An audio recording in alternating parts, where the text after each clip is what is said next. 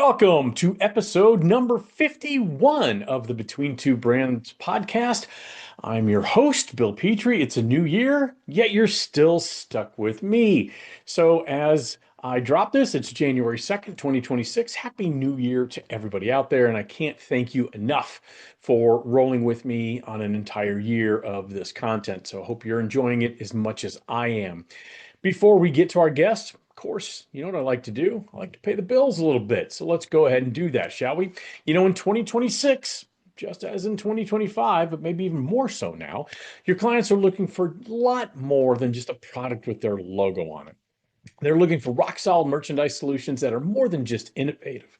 They're going to be used for months and years to come. Now, let me introduce you, maybe in some cases reintroduce you to our good friends over at Coaster Stone. Now, they are the original manufacturer of the absorbent stone coaster with unmatched durability, quality, and gorgeous, truly gorgeous edge to edge decorating that allows your creative designs to come to life in full, vibrant color detail.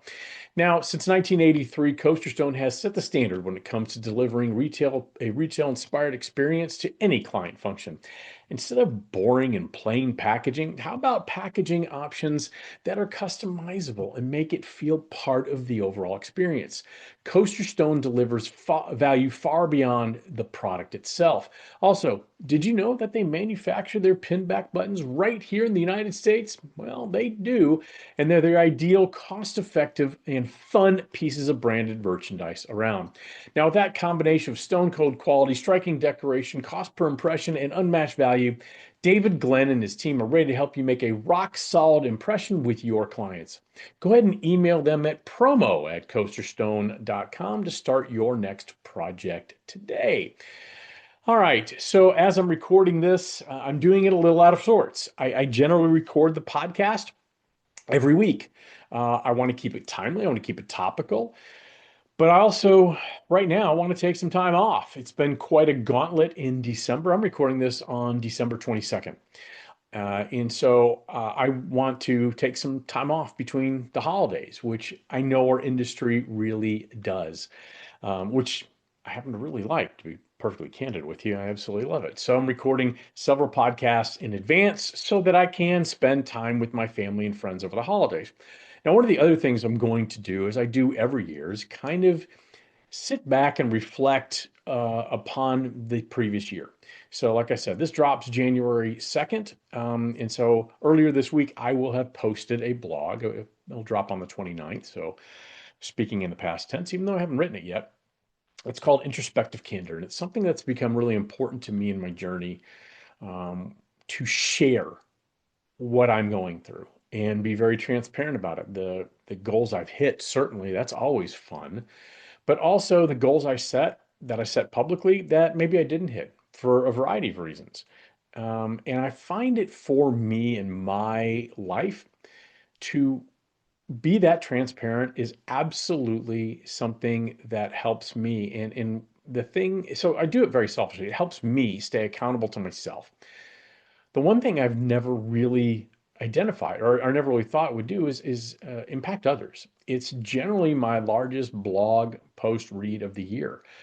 And I think people love that vulnerability that I put out there, and which is very nice. But to me, it's very natural. It's very me. So over these next couple weeks, as I'm enjoying some time with family and friends, I also enjoy some time by myself, reflecting on what I'm doing. What am I doing with Brandivate? What am I doing with the content I create? What am I doing personally in terms of what I do for fitness, what I do to keep close relationships with family and friends? What am I doing to grow both personally and professionally? And so I ask a lot of questions in that introspective candor email or blog post every year. I ask, who do I want to be? Am I closer to the person I want to be? I'm never going to get there. And I've made peace with that a long time ago, but am I a little bit closer to that person I want to be? I also ask, what do I really want in life? One of the things I talk about, and I guarantee you I'll talk about it in the blog, is I had a realization this past year, I guess I should say, as this is dropping. In 2025, I had a huge realization. For the last 2 years before 2025, I was always figuring out, how am I going to scale Brandivate? How am I going to grow it? How am I going to take that next step?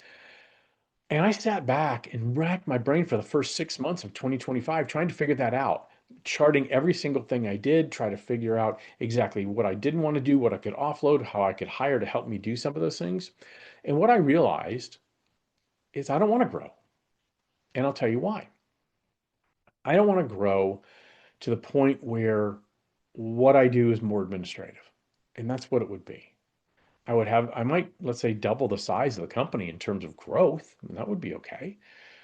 But I'd also have salaries to pay. I'd have other things to financially to make sure happen for people to be able to do their jobs. And so at the end of the day, I would probably make as much money as I'm making now, or maybe even less money, but working a lot harder and a lot differently and doing things I don't right now at this point want to do. And so I made the realization that I think I'm really comfortable being a solopreneur. Not only comfortable being a solopreneur, it's really who I am and what I'm very good at. And so I really think that was a big light bulb moment for me. It was an amazing thing. And it was the most freeing thing I've done in 2025. I felt like I'd put on these self-imposed shackles of I've got to grow, I've got to take that next step. I need to add personnel, I need to grow bigger. And I don't think so. I think that when I look back on 2025, easily the best professional decision I made is to really build from within, maintain what I have, and work efficiently and really service the hell out of the clients that I'm very fortunate to work with on a weekly basis. So I'd love to know your light bulb moment from 2025. I think that's always fun to share and certainly always fun to hear what other people do. It kind of helps you in your own journey. That's kind of my opening shot for today. I don't want to be redundant because, again, I'm recording a lot of these very short period of time. So I hope I'm not, and they're going to be a little shorter. We'll get back to the normal length of my opening shot in the coming weeks. But before we welcome our guest, and I'm super excited about our guest today, it's a conversation I've been looking forward to for several weeks. Uh, but I have one bill to pay, and I'm going to do that. Okay. Hey, you know what season it is? Yes, it's the holiday season. Yes, it's the new year, but it's also business valuation season. Now, perhaps you don't know what your company's worth. Maybe it's been more than a few years since your last valuation, and you need a new benchmark to see if your company is increasing in value. Heck, you might just want to see if it's time to sell your business. Regardless of the reason, Jamie Watson and the experts at Certified Marketing Consultants have extensive experience in the world of branded merchandise and the financial knowledge necessary to provide a fact-based valuation of your business. All you need to do is email them at info@certifiedmarketing.com. You're not going to be sorry you did. All right. Thanks again for listening. Thanks again for rolling with me for a year. Let's go ahead and bring on our guest. My guest today actually doesn't need an introduction, but it's Christmas time. I'd like to waste your time, my time, and her time. I'm introducing her anyway. She is the CEO of Fairware, a Vancouver-based company that specializes in sustainable merchandise for top brands across North America. As the current board chair of PPAI, she is committed to driving the industry forward, focusing on environmental, social, and governance issues. Now, prior to starting Fairware, she was the director of sustainability for Mountain Equipment Co-op, Canada's largest outdoor retailer. I'd like you to join me in welcoming my good friend, PPAI board chair, the lovely and talented Denise Taschereau. Denise, thank you so much for joining me today. I really appreciate it. I know, I'm psyched. Good. Good. We're just gonna, as people know, I've kind of transitioned the podcast a little bit. We're just gonna have a conversation. So I want to know, just to start off, and I know you have some questions, just weave them in as you want. I want to know, how did your journey into promotional products start? Coming from, a director of sustainability for Mountain Equipment Co-op, how did it start getting into this weird, wacky industry? It's always such a good question because no one chooses it. You kind of fall into it. But I want to start by saying thanks for having me. It's always a joy to have conversations with smart people about the industry and yeah, for me, I was working in outdoor retail. I was head of sustainability. We're like Canada's REI, and I had started there in like 1999, 2000. And I was reflecting recently with someone that I think I did my first carbon footprint accounting project in 2001. So, 24 years ago now. So I was head down in that. And then I was there for 7 years, and about year three, I went in as sustainability. About year three, I got seconded over to the buying team to work on ethical sourcing and supply chain. Um, at the time, we were bringing our contract factories into the Fair Labor Association, the FLA, something some folks in our industry are familiar with. And then towards the end of my tenure, I got given the community events team. Like, I'm not sure how, but it kind of shifted from marketing over to me. And they were like, we need merch. And I was like, well, how hard can that be? So we started looking for merch. And of course, we're looking for merch that meets our ethical sourcing standards as an organization, or lip balm without parabens, t-shirts that are certified organic cotton, those sorts of things. And I started to go out with the team to look for things and really couldn't find anything. So this would have been about 25 years ago. And that's how I discovered the industry. And the real light bulb moment for me that I talk about is the origin story for Fairware was getting a cycling vest. I think most people know I'm a big bike aficionado, and I got a cycling vest. It was beautiful, loved it. I was like, oh, I'll actually wear this. And I looked at it, and it was made in Burma, in Myanmar, which at the time Canada had formal sanctions against because of human rights issues. And the brand that it was branded with was this beloved, values-driven, purpose-driven brand. At the time, the CEO was an advisor to the Dalai Lama. And I'm like, oh, Wow. this is not going to look good. This is a Right. disconnect. And so it made me realize that that category, that industry needed help. Like it's a classic entrepreneurial moment. And, I was just listening to one of your podcasts with Mark Graham where you talk about not feeling like a natural entrepreneur. I have a degree in applied science and environmental management. I'm like a policy geek. Like I thought I would always work either in policy or, nonprofit. So to get this entrepreneurial light bulb and recognize that there was an entire industry, which to this day is about the same size as outdoor retail. So Yeah. the industries are quite similar in size. But that was it. And I was like, okay, I think I could help. I think I could create something here to bring value to people like me looking for merch with Right. values. So that's how it all started. I Yeah. And then love that. I love my I business love partner. that story. And I remember meeting you and Sarah at the inaugural Scoot Camp event in Palm Springs. And I remember just sitting at it was, if I remember right, they had long benches where we were having dinner and we just happened to sit together. And I remember just thinking after speaking with you, as you were looking at promotional products through a radically different lens than Yeah. everybody else. And that always stuck with me. So I absolutely love that origin story. Yeah. Yeah. It's, I think there's a lot of purpose-driven brands out there that start accidentally by people who are passionate, who are, activists or, they're kind of change makers. And then they just find this industry and they find a space in it. And they recognize, I'm a huge fan of driving change through your dollars, right? Like we have so Yeah. much power in our spend. And like I could buy one cup of coffee a day and try and, buy it fair trade or organic, or I could buy pounds and pounds and tons of coffee and try and pivot a supply chain. And I feel like that's the power we have in our industry. We buy a lot of t-shirts. It's not one at a time. And that's where people really listen is when people with their dollars, they vote with their dollars. Yeah. It's, there can be all sorts of noise and all that, but we live in such a society where everything's forgotten after 15 minutes. And But when, it's been a bit of a long haul. Like when I think back, it's our 20th anniversary this year. So we've been reflecting a lot.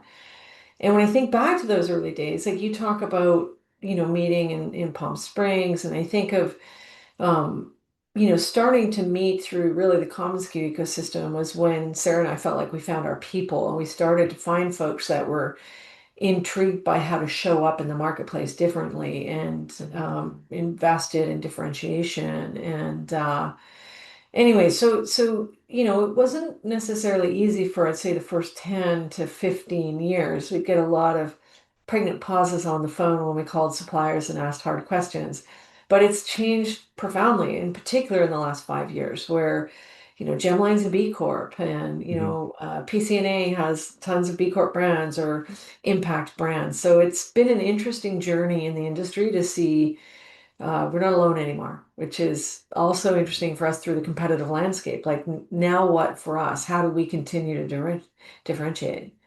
Yeah, and you're not alone anymore, but you certainly led the way. Where did this passion for sustainability come from you? Was it something was always has been with you, or did it something that you discovered along the way? It's, it's there's times where I talk with friends about it's a passion and it's sometimes a curse because you can't like hang it up at night and be like, okay, I'm not going to care for a little while.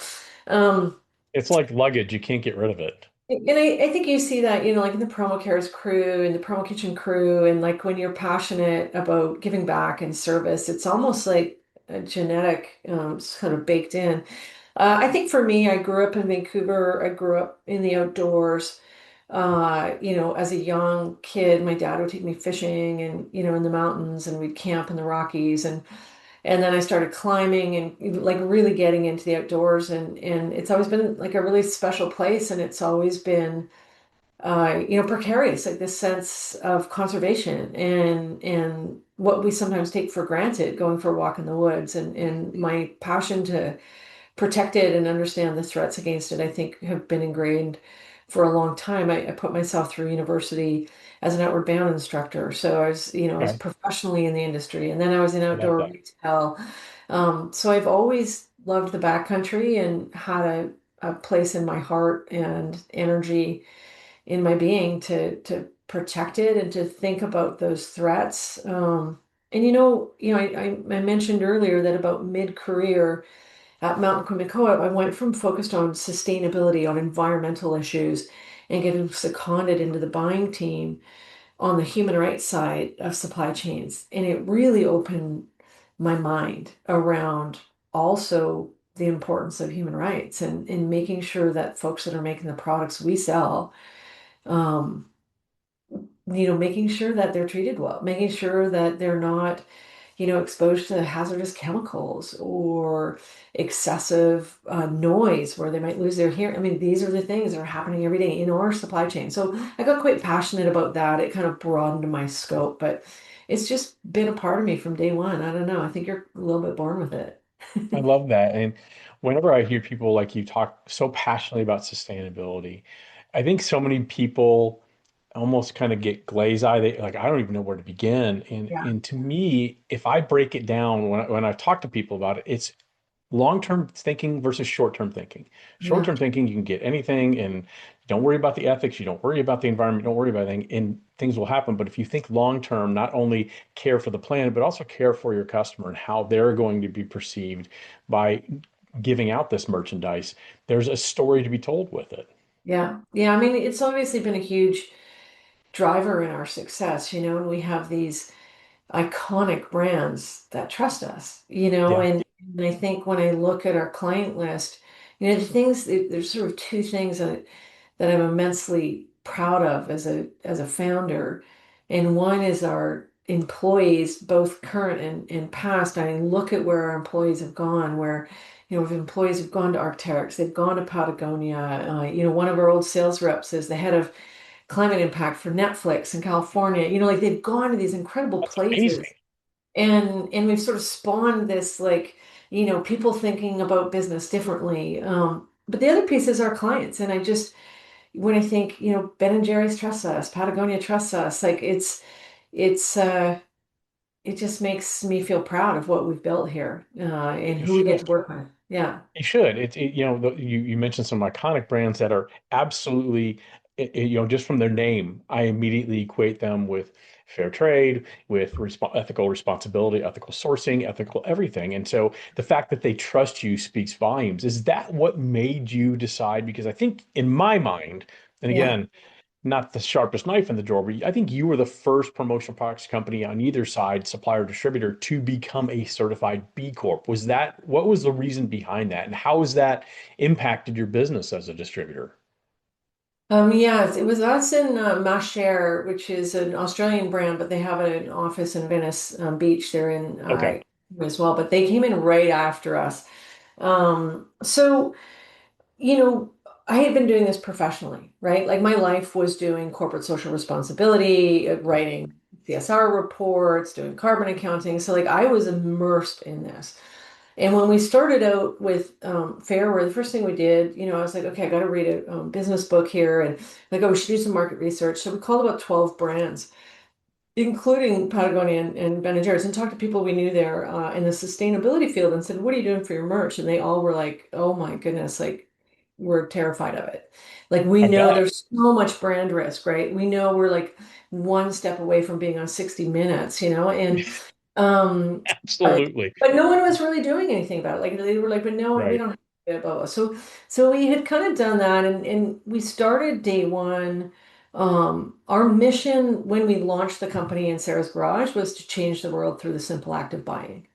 And so from day one, we were all in on this positioning. It was just like, you've heard Sarah and I chat before, activist Absolutely. first, entrepreneur second. But the B Corp piece for us, they had been chatting with me at MEC around, bringing MEC into B Corp. So I was quite familiar with it. It was nascent. It was just coming out of the gate.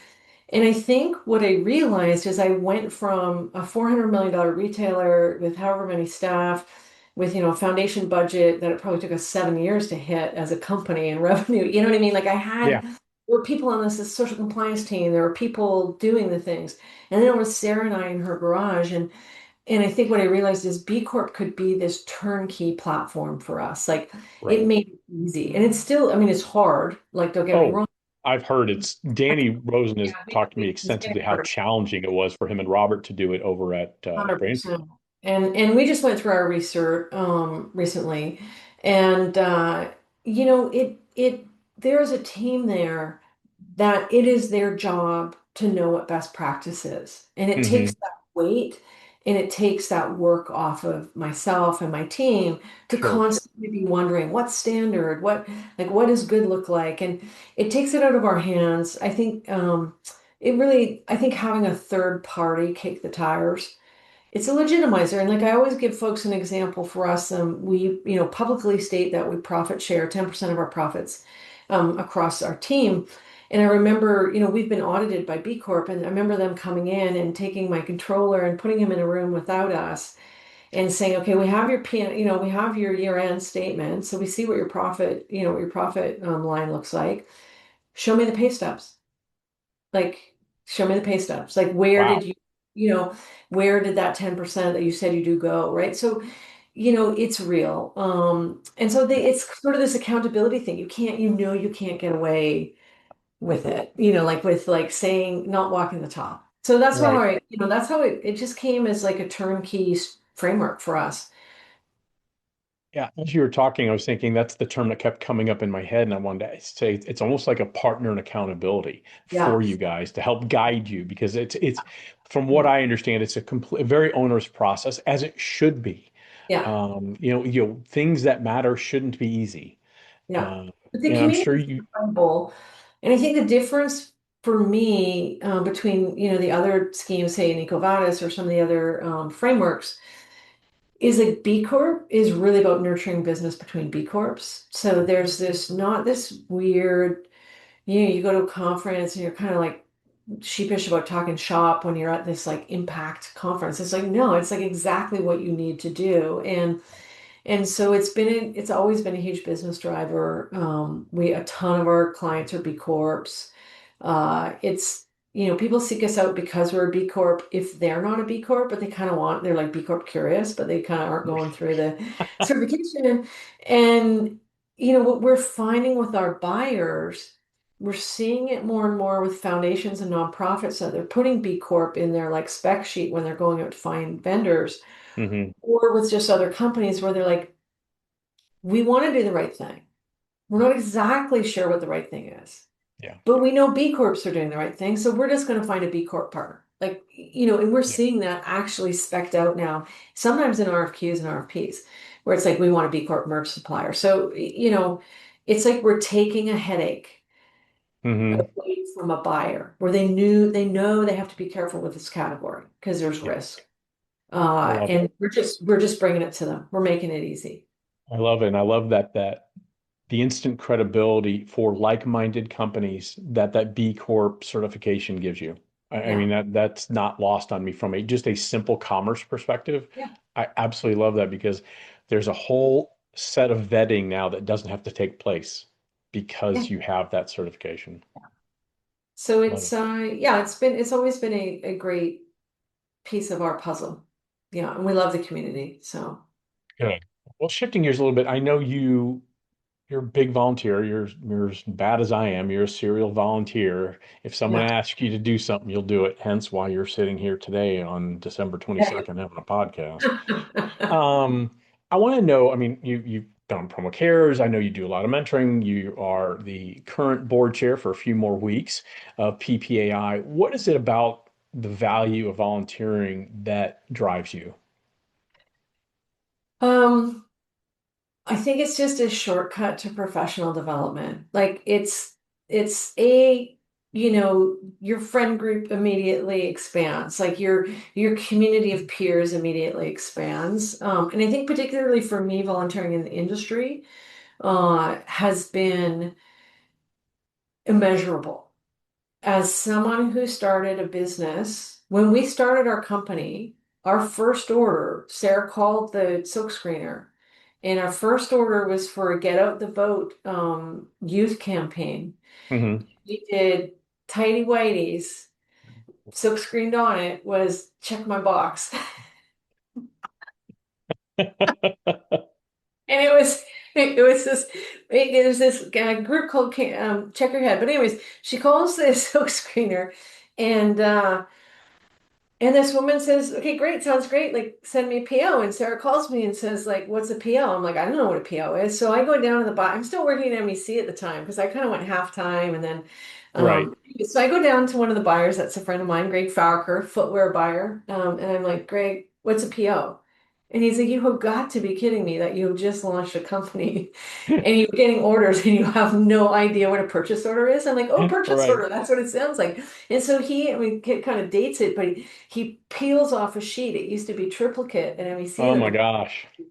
and he gives it to me and he's like, this is a PO and this is what it does and this is how, so literally like we didn't know what we were doing at all. So the idea of volunteering to me was like a shortcut to smartness. You know what I mean? Like you're I do. finding people and especially if you're in this milieu of trust-based relationships, so think Mhm. promo kitchen, think promo cares, think Oh yeah. PPAI, and you find the people who I think are evolved enough to know that having friends who are competitors is the Hmm. best play ever, right? Like if you can move beyond being threatened by a chit chat with a competitor, it's like game changing. And so for me, volunteerism was like that, and so finding my way into the industry and having suddenly having, peers and friends that it is okay to call and say, like, I have no clue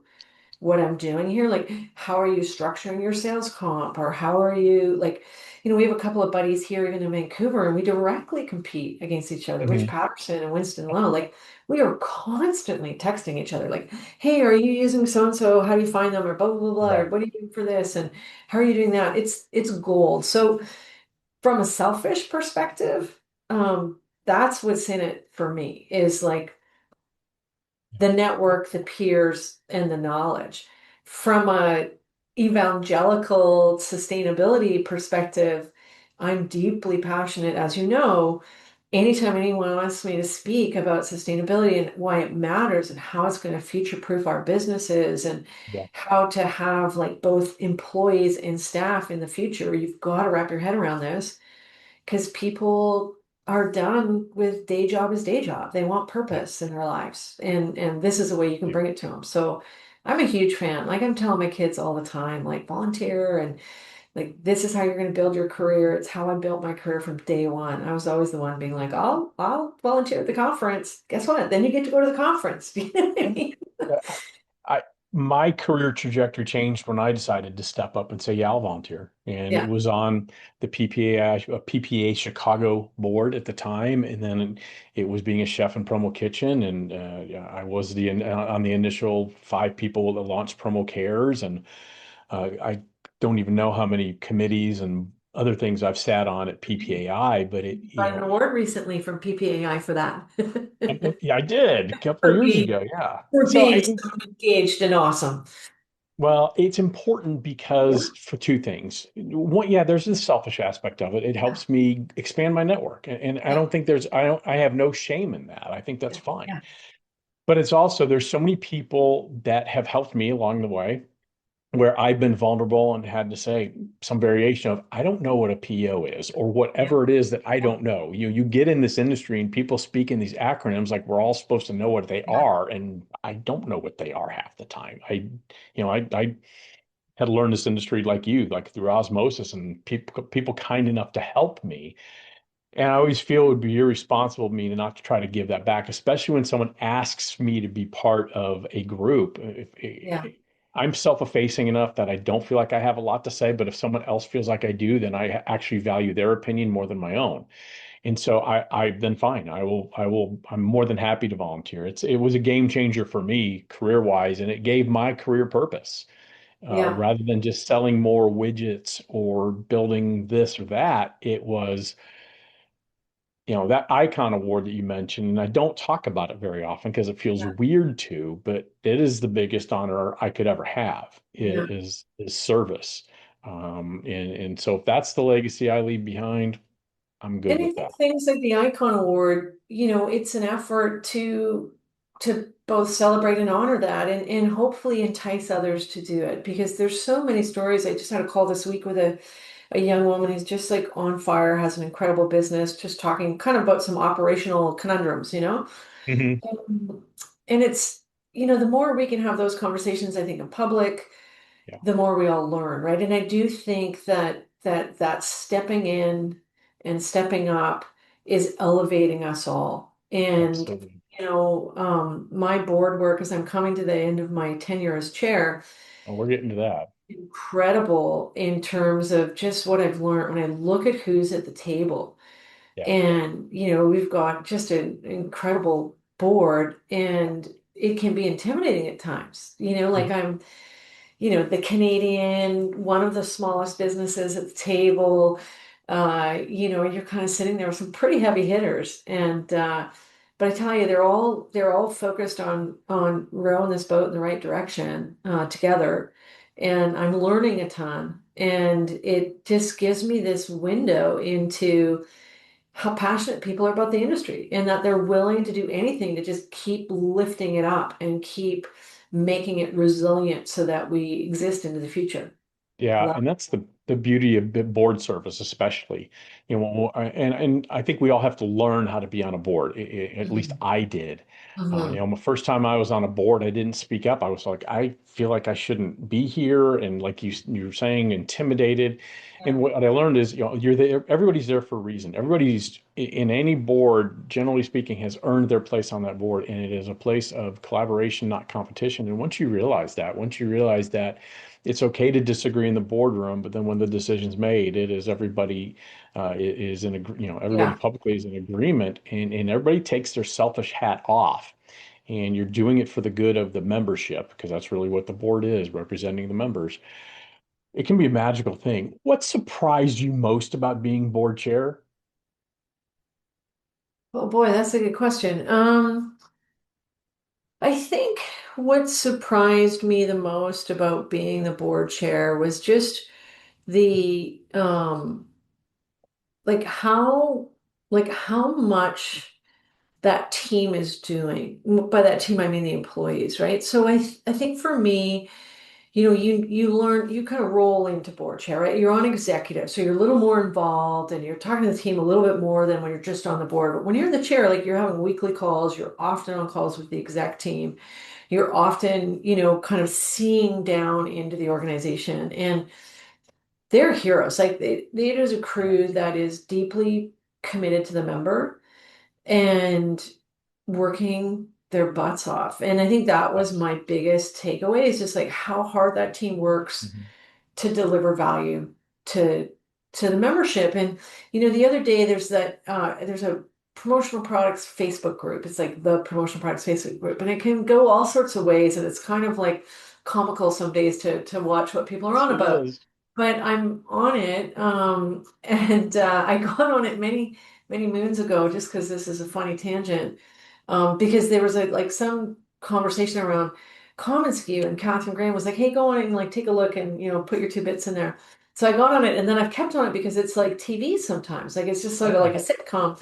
Anyway, so the other morning, I got up in the morning and someone asked the perennial question that I feel like gets asked about every 3 weeks on the board, which was, should I join ASI or PPAI? Right.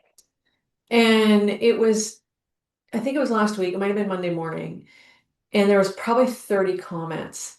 And it was so like resoundingly awesome around the power of the nonprofit association in our industry. And Absolutely. like one of the, there were so many great statements, but one of them was that you belong to PPAI. Love that. You're like you get services from ASI. And I think Right. ASI does a great job and they have a place in the world too. Like I'm not dissing them, but this idea of a member-driven association and this whole thread just reinforced that. And I screenshotted it and I sent it to Drew and like put it in the team's channel for the team to see because That's this great. is this is what they're doing. This is what they've created. So that's been my biggest takeaway is just Love that. hustle that crew does. Other than having the peculiar habit of breaking your collarbone and not attending Expo multiple years in a row, Yeah, twice. is there anything you'd change? Um, is there anything I've changed? I'm Yeah. laughing because Ellen. Real quick before you start. I haven't seen Denise in person in 3 years, It's because of true. broken collarbones, right? Yeah, two, but one this side mountain biking, this side skiing, right before Expo, both the last 2 years. So, no, it was 2 years. I came to Expo when I had it broke. Remember, I had this one, and I had like a whole I do. posse around me saying, "Don't Yeah, hug I her." do. Yeah, it Um, just feels like it's been years. But anyway, so what would you change about being board chair? What would you change? Um, what would I change about being board chair? Well, I think I've been trying to change some things, and I'm hoping some of the things that I didn't get changed that the chair-elect Danny Rosin will change. I've been quite passionate about just trying to make the board a little more nimble. I feel like it's been anchored in history, anchored in like a very specific way of managing it. And I'll give you some examples. We have committees, we have board committees, but um, we've been trying the last couple of years to make it a little more nimble so that if there's an issue that pops up, we can like bring a few people from the board, maybe a couple other community members to like tackle the issue and then disperse. Right. And creating a little bit more flexibility within how we work Love that. to tap to the board members' passions. And the example I'll give you is, we have a couple of board members that are that'll kind of roll through that are 2-year term members. And Right. as one of them was wrapping up their 2-year term, the question went around, kind of what are you really passionate about? And they started just talking and lit up around talking about the foundation, PPEF. And it struck me as the chair of like, oh, like we've lost this opportunity. Like I didn't know that person was passionate about the foundation. Like we could have had them more involved in that. So I think just trying to connect the dots, like that's at the board level, right? To make us more nimble. Right. The other thing that I think we've just started that I hope continues is understanding what our relationship is with the international associations and Love building that. stronger Mm. network and a more explicit set of relationships with international associations because we need to uplift what merch is in the eyes of the world, like in the eyes of the market and buyers globally. And we have more and more folks that are working internationally. And I say this all the time, in that at those meetings where we're an 18-person shop, so mid-sized, small mid-sized, Hmm. and we're probably shipping internationally every couple of weeks, Right. every month for sure.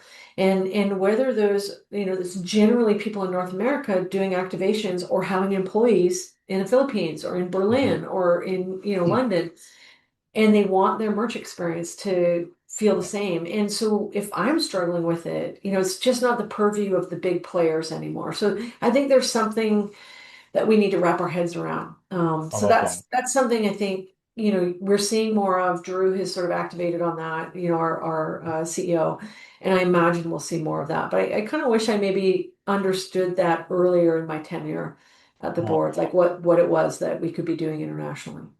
speaking on behalf of membership, I think you've done a great job as a steward of the association. That's how I always look at it, the board chair as a Yeah. steward of the Yeah. organization. And so thank you for that. Last question. And then if there's anything you want to talk about, What advice do you have for Danny Rosen? He's taken over the gavel here.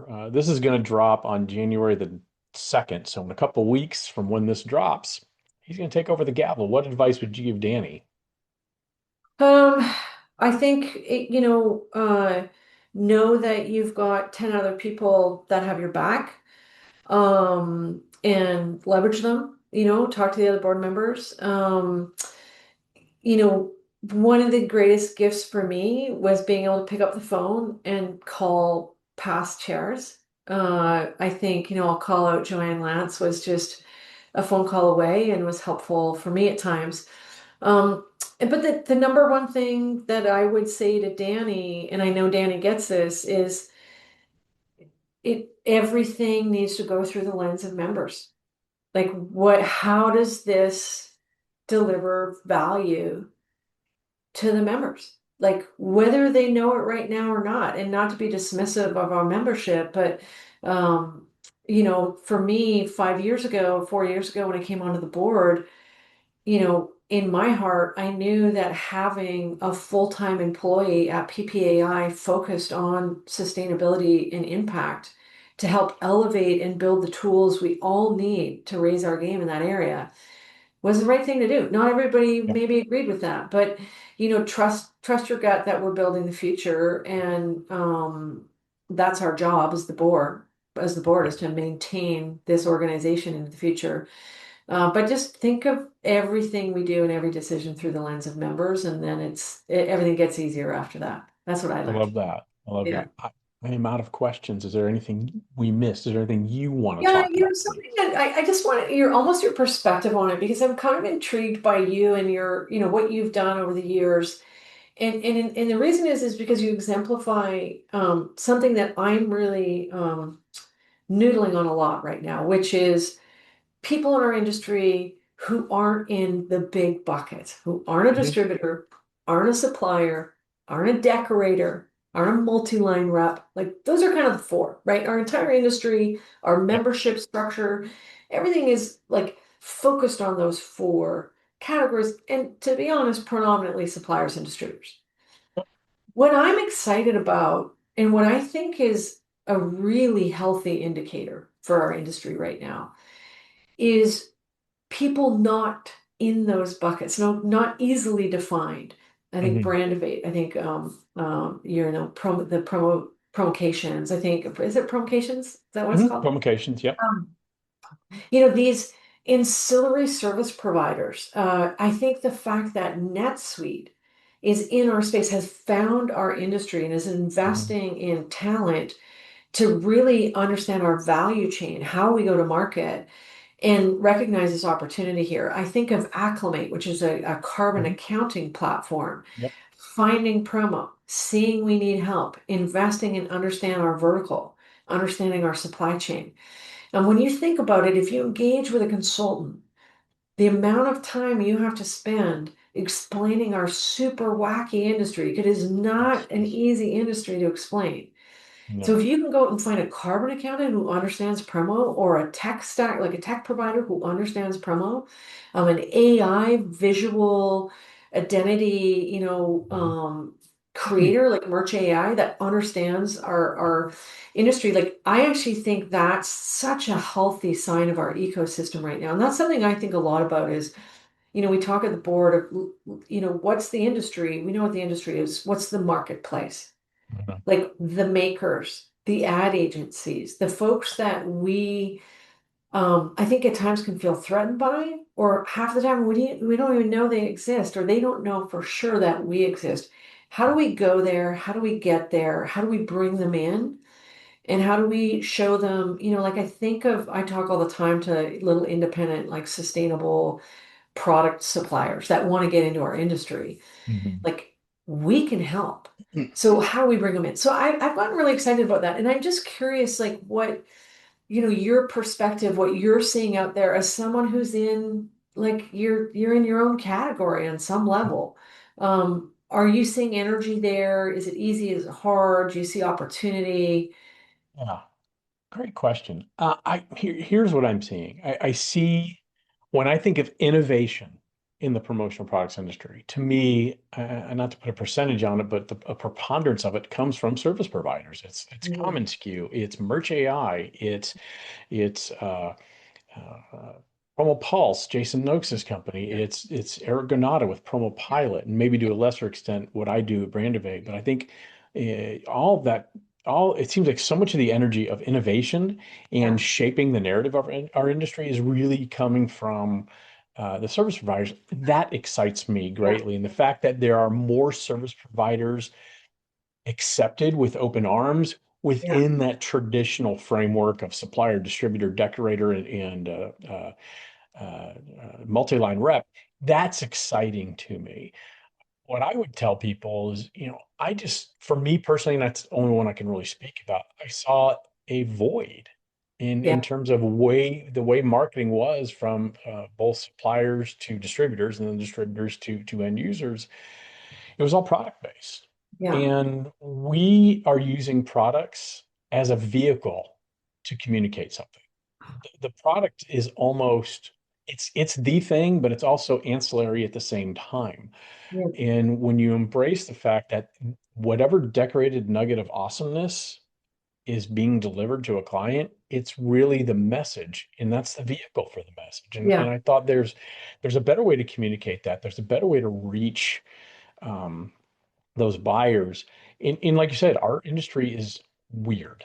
I cannot tell Yeah. you, as a marketing and branding guy, I can't tell you how many conversations I have with prospective clients, and they say, "Yeah, we hired someone from outside the industry, and there was just, they didn't get it." And I I mean, I they do. understand that. I It talk is, to my retail people, and I'm like, yeah, no, like 16,000 pieces in 3 weeks. They're like, what?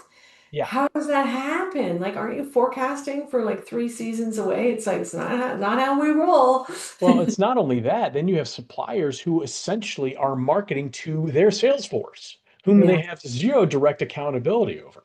I mean, it is a bizarre supply chain. It works. We all Yeah. know how it works when you're in here long enough. You understand how the framework works, but looking at it from the outside, it makes zero sense whatsoever. But I think, for me, I'm with you. It's where the energy is coming from. I think there's a lot of community building happening within Absolutely. that milieu. And, um, with my board hat on, how do we understand that as an association? How do we create space for that? And I think a good example is like making sure people from that space have opportunity on Education Day, at Yep. Expo, getting, coverage and content written from the PPAI channels about it. And so, I just think there's opportunity. It's how we're going to scale. It's how we're going to build sort of that resiliency in the industry by having this meshed together ecosystem of tech providers and marketing content providers and, AI, whatever it might be, some of the sustainability practitioners, It, because I think the one thing that PPAI offers is it is like the trust,